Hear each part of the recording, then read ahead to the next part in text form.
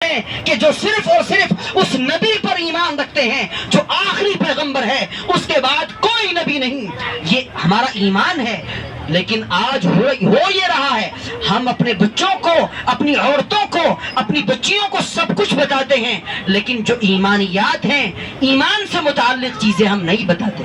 ہم ان کو نہیں بتاتے کہ بھئی اللہ کے نبی علیہ الصلوۃ والسلام کے اوپر کتنا غم تھا۔ آپ دیکھیے چند سال کے ہوئے ہیں، باپ کا انتقال ہو گیا، ابھی تو پیٹ میں ہے، باپ کا انتقال ہو گیا۔ چند سال کے ہوئے ہیں، ابھی ماں کا انتقال ہوا۔ 8 سال کی عمر ہوئی ہے، دادا چلے گئے۔ اس کے بعد میں حال یہ ہوا ہے کہ جب جوان ہوئے ہیں اور آپ کے 3 بیٹے اللہ نے عطا کیے، لیکن اللہ نے فرمایا کہ نہیں، ہم ابھی چند دنوں میں ان کو موت دے دیں گے، آپ یہ جوانی تک نہیں پہنچ پائیں گے۔ پھر اس کے بعد 4 بیٹیاں ہیں، تینوں کا جنازہ آپ نے خود پڑھایا ہے، اور حضرت فاطمہ باقی رہ گئی ہیں۔ آپ کے 3 مہینے کے بعد میں حضرت فاطمہ کا جنازہ ہو گیا ہے، لیکن اللہ کے نبی علیہ الصلوۃ والسلام کے متعلق قرآن نے فرمایا ما کان محمد ابا احد من رجالکم ولکن رسول اللہ وخاتم النبیین، کہ اے محمد صلی اللہ علیہ وسلم آپ کسی مردوں میں کسی کے باپ نہیں ہیں۔ تو دیکھیے آپ 3 بیٹے عطا کیے اور تینوں ہی نوجوانی کی دہلیز پر پہنچنے سے پہلے انتقال کر گئے۔ تو آپ نے فرمایا اے محمد صلی اللہ علیہ وسلم آپ مردوں میں کسی کے باپ نہیں ہیں کہ کوئی آپ کو یہ کہے کہ میرے حضرت محمد صلی اللہ علیہ وسلم والد تھے یا باپ تھے۔ آپ نے فرما دیا، یہ جڑ ختم کر دی گئی۔ آپ نے فرمایا، اللہ رب العالمین فرماتا ہے وَلَكِنْ رَسُولَ اللَّهِ، آپ تو صرف اور صرف اللہ کے پیغمبر ہیں اور آخری پیغمبر ہیں۔ اگر کوئی مردود، اگر کوئی مبغوض یہ کہتا ہے کہ آخری پیغمبر اللہ کے نبی علیہ الصلوۃ والسلام کے بعد کوئی نبی ہے، تو یقینی طور پر سمجھ لیجئے کہ وہ ختم نبوت پر ڈاکہ زنی کر رہا ہے، وہ ڈاکہ ڈال رہا ہے، اور اللہ کے نبی علیہ الصلوۃ والسلام کی رسالت کا دشمن ہے، اور وہ ایمان سے باہر کا کوئی آدمی ہے جو مسلمانوں کو ٹوپی اور داڑھی کے لیبل سے گمراہ کر رہا ہے۔ آپ اس کو صرف اور صرف یہی سمجھیے۔ تو کیا ذہن میں رہے گا؟ اللہ کے نبی علیہ الصلوۃ والسلام آخری پیغمبر ہیں، آپ کے بعد کسی بھی طرح کا کوئی نبی نہیں آ سکتا۔ اگر کوئی نبی آئے گا اور یہ کہتا ہے کہ میں نبی ہوں تو وہ مردود ہے، اور اس کی بات جوتے کی نوک پر رکھنے کے لائق ہے، اور اس کی بات ناقابل قبول ہے۔ اس لیے بزرگوں، میں یہ عرض کر رہا تھا، اگر ہاں کوئی یہ چاہتا ہے کہ میں اللہ کے نبی علیہ الصلوۃ والسلام کی نسل سے قیامت کے دن مجھے اللہ کے نبی علیہ الصلوۃ والسلام کی نسل میں شمار کیا جائے، تو اللہ کے نبی کا فرمان سنیے۔ آپ نے فرمایا لِكُلِّ مُؤْمِنٍ تقی عالی، کہ ہر مومن بندہ جو متقی ہے، اللہ سے ڈرنے والا ہے، اللہ کے فرمانوں پر عمل کرنے والا ہے، اللہ کے احکام کو پابندی سے اپنی زندگی میں لانے والا ہے، تو وہ میری اولاد میں سے ہے۔ لِكُلِّ مُؤْمِنٍ تقی عالی، ہر مومن متقی میری اولاد ہے۔ بتائیے ہم یہ چاہتے ہیں کہ اللہ کے نبی علیہ الصلوۃ والسلام کی اولاد میں شامل ہو جائیں؟ چاہتے ہیں نا؟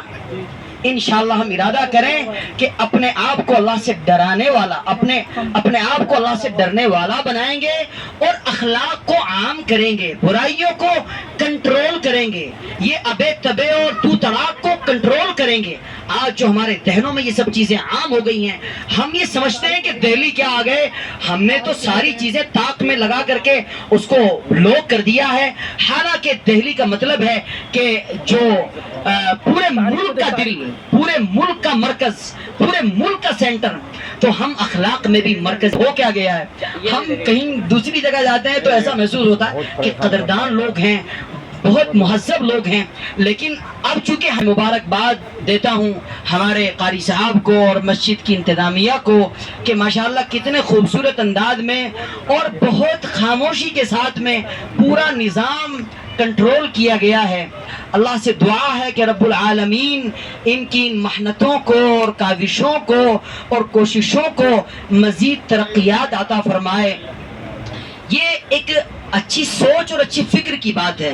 دیکھیے میں نے ماشاءاللہ بہت سی مسجدوں میں جا کر دیکھا، لیکن وہ دم کرانے کا سلسلہ بھی بڑا عجیب و غریب رہتا ہے. لیکن ماشاءاللہ مجھے ایسا محسوس ہوا کہ پہلے امام صاحب نے سب کو بتایا ہے کہ بھئی تمہیں بالکل اٹھنا نہیں ہے اور شرارت نہیں کرنی ہے اور کسی کی حق تلفی نہیں کرنی ہے. اللہ سے دعا ہے ماشاءاللہ آپ حضرات تو سمجھدار لوگ ہیں، اور یہ سب چیزیں جو سمجھائی گئی ہیں بہرحال میں بھی اس کا مستحق ہوں. مجھے بھی اپنی زندگی کو آخرت کی طرف لے جانا ہے اور مجھے بھی اللہ کے سامنے پیش ہونا ہے. ہم سب کو اللہ کے سامنے پیش ہونا ہے. ماشاءاللہ ہم یہ کوشش کریں کہ اپنی ذات سے کسی کو تکلیف نہ پہنچے.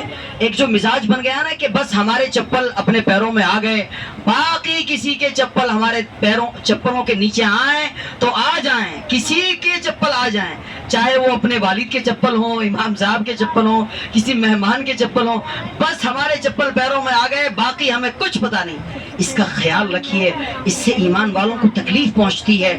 احساس ہوتا ہے کہ بھئی یہ کیسے بے تمیز لوگ ہیں کہ ان کو یہی پتہ نہیں ہے کہ بس کسی کے چپلوں پر چپل لے کر چلنا ہے یا نہیں چلنا. ہم نے اگر اپنے پیروں میں چپل پہن لیے ہیں تو یہ خیال رہے کہ ہمارے چپل کسی کے چپلوں کے اوپر نہ جائیں. یہ بھی انسان کو خوبصورت بنانے کا اور بااخلاق بنانے کا. اگر ہم کسی استنجا خانے میں پہنچ گئے اور ہم نے دیکھا کہ وہاں گندگی ہے تو اپنے ہاتھوں سے اس کو صاف کرنے کی کوشش کریں. آج ہم اپنے آپ کو تو بہت صاف کرتے ہیں، پتہ چلا کہ غسل خانے میں کپڑے چھوڑ دیے، پتہ چلا کہ پورے بیڈ میں کپڑے چھوڑ دیے، بیڈ روم میں. یہ صورتحال ہمیں کنٹرول کرنی پڑے گی. اور انشاءاللہ میں ہمیشہ پچھلے 2 سالوں پہلے بھی میں آیا تھا.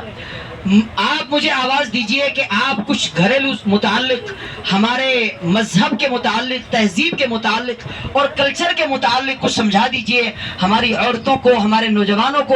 میں انشاءاللہ بغیر کسی پیسے کے آنے کے لیے تیار ہوں. لیکن آج بہت دکھ ہوتا ہے کہ ہماری نسل کس طرف جا رہی ہے. ہماری نسل کو یہ تو پتا ہے کہ ہمیں اپنے اوپر وہ چھڑکنا ہے، خوشبو چھڑکنی ہے، لیکن وہ اخلاق، وہ کردار بدبودار کردار ہے. اللہ سے دعا کریں کہ ہمارا کردار بھی خوشبودار ہو جائے اور ہم سب لوگ اس کی فکر کریں کہ انشاءاللہ اپنے آپ کو اللہ کے سامنے پیش کرنے والے بن جائیں. اللہ رب العالمین ہم سب کو انہی چند باتوں پر عمل کی توفیق عطا فرمائے. وآخر دعوانا